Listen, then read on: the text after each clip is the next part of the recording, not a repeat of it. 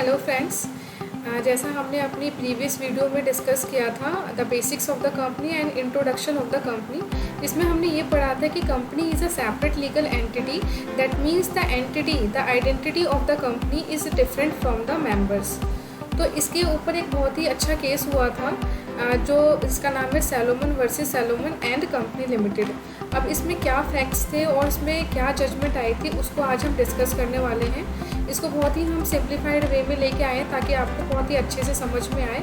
ये बहुत ही important case भी है for the exam point of view. अगर एग्ज़ाम में कोई ऐसा केस लो आता है जिसमें सेपरेट लीगल एंटिटी की बात आती है और उसमें आपको जजमेंट देना है, तो जजमेंट देते वक्त आपको इस केस को वहाँ पे लिख के आना है।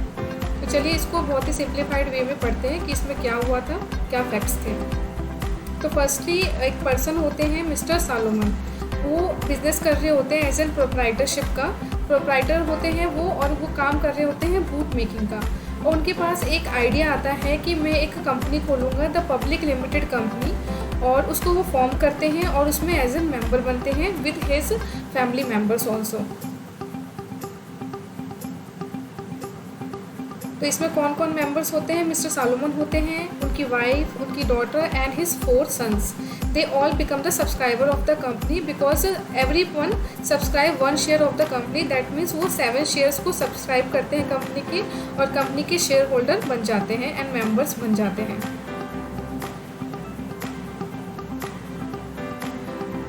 नेक्स्ट है इसमें आफ्टर दैट वो क्या करते हैं, अपना जो प्रोप्राइटरशिप का बिजनेस वो चला रहे होते हैं उसको सेल आउट कर देते हैं उस कंपनी को जो वो फॉर्म करते हैं for the consideration of 38,782 euro.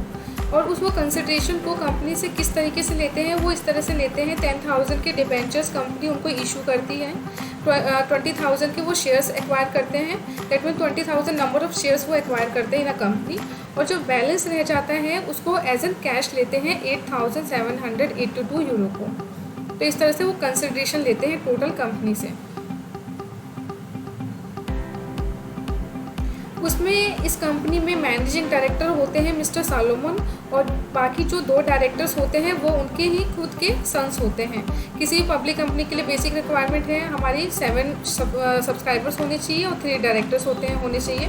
तो वो दोनों ही कौन होते हैं? इनके फैमिली मेम्बर्स होते हैं। वो डायरेक्टर भी होते हैं और वही उनकी फैमिली मेम्बर के साथ क्या होते हैं? सब्सक्राइबर ऑफ द कंपनी भी होते हैं।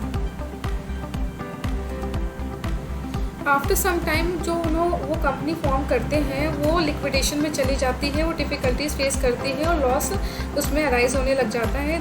उसकी वजह से क्या होता है, उसके जो असेट्स होते हैं वो कम हो जाते हैं लाइबिलिटीज़ से। दैट मीन्स लाइबिलिटीज़ इंक्रीज़ हो गई असेट्स से, तो कंपनी कहाँ चली गई? लिक्विडेशन में चली गई। लिक्विडेशन में जाने के बाद एक क्या प्रोसीजर होता है, जो कंपनी के एसेट्स होते हैं उसको सेल आउट किया जाता है, और जो भी उसके क्रेडिटर्स होते हैं जो जिनकी तरफ से कंपनी की लायबिलिटी उनकी बनती है कंपनी को पे ऑफ करने की, उनको पे ऑफ किया जाता है। तो इस कंपनी में भी ऐसा ही होता है। कुछ अनसिक्योर्ड क्रेडिटर्स होते हैं, वो कंपनी के पास आते हैं और कहते हैं हमें अपने पैसे वापस चाहिए, we want our money back. तो वहीं पे मिस्टर सैलोमन क्या कहते हैं कि मुझे भी अपने पैसे चाहिए, क्योंकि वो उसमें क्या होते हैं? डिबेंचर होल्डर होते हैं। इस तरीके से वो कंपनी के बन जाते हैं सिक्योर्ड क्रेडिटर। तो लिक्विडेशन में जाने की वजह से फर्स्ट राइट अराइज होता है सिक्योर्ड क्रेडिटर्स का कि उनको पे ऑफ किया जाए। आफ्टर दैट अनसिक्योर्ड क्रेडिटर्स का राइट अराइज होता है। बस इस केस में क्या होता है कि जो अनसिक्योर्ड क्रेडिटर्स हैं वो ये कहते हैं कि सैलोमन को राइट नहीं है कंपनी से पैसे लेने का, क्योंकि वही उसमें सब्सक्राइबर भी हैं, बोर्ड ऑफ डायरेक्टर्स भी हैं। दैट मीन्स जो ये कंपनी फॉर्म की गई है वो मिस्टर सैलोमन ने ही फॉर्म किया है। तो इस चीज़ को लेके अनसिक्योर्ड क्रेडिटर्स सैलोमन के ऊपर केस फाइल करते हैं कि उनको पैसा नहीं मिलना चाहिए because they are the ultimate owner of the company, और हमारा राइट बनता है इसमें। तो इसमें क्या जजमेंट आई है अब हम उसको डिस्कस करते हैं। इसमें जो कोर्ट ने जजमेंट दी वो ये दी थी कि company is a different legal person from the subscribers and members of the company.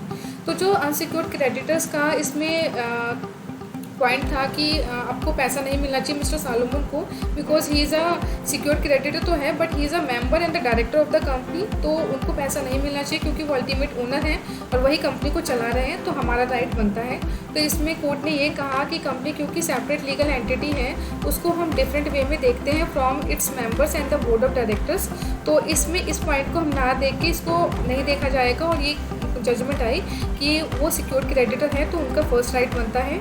तो इस तरीके से जजमेंट सॉलोमन के फेवर में गई। सो फ्रेंड्स, अगर आपको मेरा ये वीडियो बहुत अच्छा लगा है, नॉलेजेबल है और आप इसको बहुत अच्छे से केस स्टडी को अंडरस्टैंड कर पाए इस इजी वे में, तो प्लीज़ इस वीडियो को लाइक एंड सब्सक्राइब करिए, ताकि मैं और भी केस स्टडीज़ जो लेसन 1 में है उसको लेके आऊँ in a simplified way. Thank you so much.